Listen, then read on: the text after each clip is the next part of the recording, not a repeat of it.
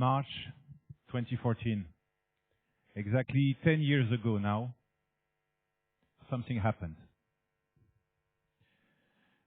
I was at the office, overwhelmed with work. I didn't have a proper night of sleep for several weeks, drinking too much coffee, not eating as I should have, not doing sport for some time.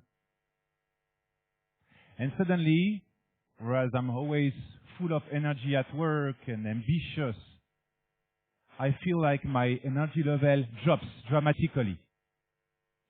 It's the first time in my entire life when I feel like I'm going to collapse. And suddenly it happens. One step, two steps, three steps. I ask some team members to call for an ambulance. I said, guys, I don't feel good. Please call an ambulance right now. And right after I say this, literally, my muscles do not respond anymore, and I just collapse like this. I just can't find the strength to turn my head so that my nose wouldn't hit the ground. My legs don't move. My arms don't move. I'm extremely scared. And then I feel like I feel a big pressure on my chest, and some team members gather around me and they said, Greg, what's going on? You don't react, you don't move anymore. And then I start having difficulties breathing. I feel like I'm dying. A team member who wanted to be nice and supportive, he tries to find an explanation to all this. He said, like, Greg, you are doing a heart attack. So on top of what I was actually going through, I do a panic attack. It was then 10 years ago in a nice big business building. I was like, already at that time, a business guy, but it was far north in Pipera, and it took 1 hour for the ambulance to join and to take me in the ambulance and to bring me to the hospital. And I couldn't move still. I get to the public hospital, and some doctors check my brain, check my heart, check every single thing that could go wrong with my entire body.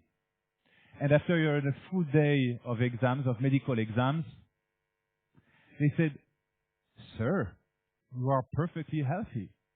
You are a 33 years old individual with no problem at all. So just go home. But the truth is that I felt like I was a zombie. I felt so bad inside. And it was still very hard for me to move.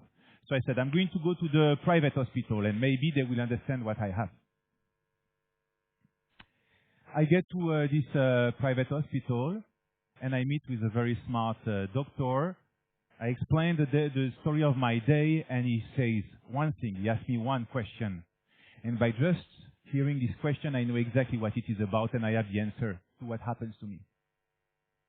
The doctor says, Mr. Vigroux, tell me about your professional life. And at this exact moment, I knew that it was a burnout.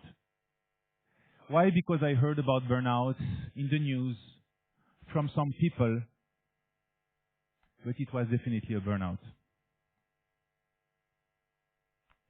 Let me tell you how it happened to me, because it could happen to you students and it happens to lots of business professionals.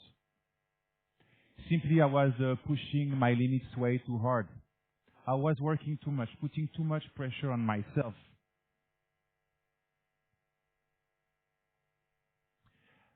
The thing is that I'm an entrepreneur, and like many entrepreneurs, I tend to be too ambitious sometimes. You know, I believe I'm invincible. I believe that I'm unbreakable. But the truth is that we all have boundaries. We all have limits. And by pushing those limits too hard, you might end up going through a burnout.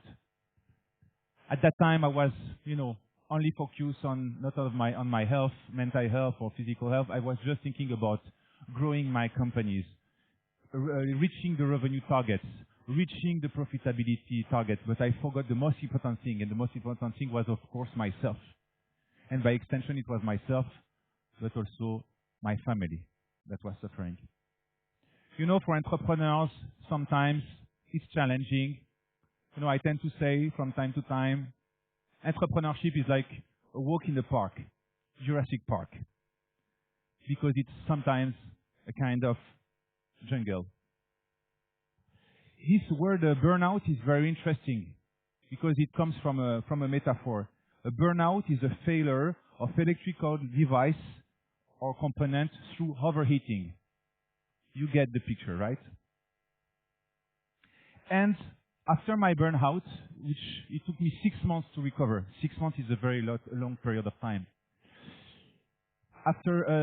During these 6 months, I started reading about burnouts a lot, and I discovered some amazing statistics, some very surprising statistics.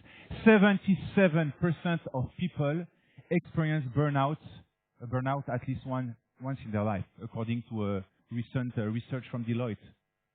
Which means that you in this room, almost 80% of you are going to go through a burnout. Think about this. And it can be avoided, it can be prevented. Burnout is a global pandemic. Burnout is a business disease. Many people, actually most people, they will never tell you that they go through burnout. And this is what's sad about burnout and what's terrible about burnout. Is that people would feel ashamed, especially in a business environment which is quite competitive. People who tend to keep it as a secret because they might be perceived as too vulnerable, because they might be perceived as some people who are not able to take bigger responsibilities or bigger roles within their companies. So suffering in silence, this is the big problem of burnout. In case burnout happens to you, talk about this to your friends, to your coworkers, and they could definitely help you. You know, some friends of mine told me, look, Greg, you are a successful entrepreneur and a successful business angel. Why would you share in front of students, many people, for a TEDx that is going to end them light? Why would you share this weakness of yours? Because it's not a strength, it's a weakness, the burnout you went through. And he said, yes, but I have a role to play in society. And if my testimony today, thanks to my testimony today, only one person in the room could avoid burnout, then I would have done my part.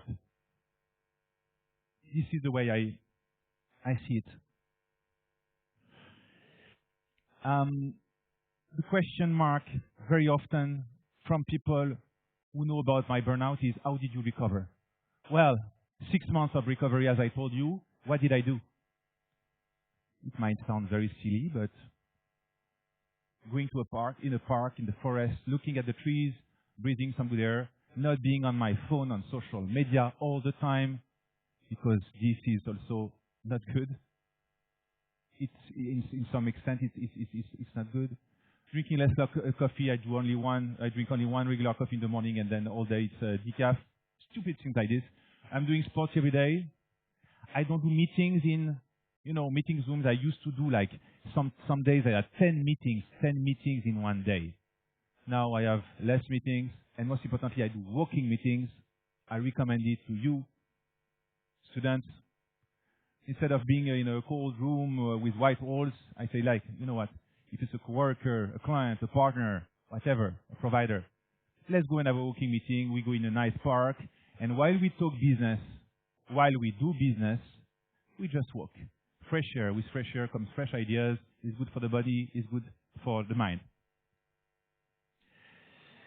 I would like to end this TEDx by telling you something. And if you have only one thing to remember from all the things that I've said, is don't confuse having a life with having a career. Thank you.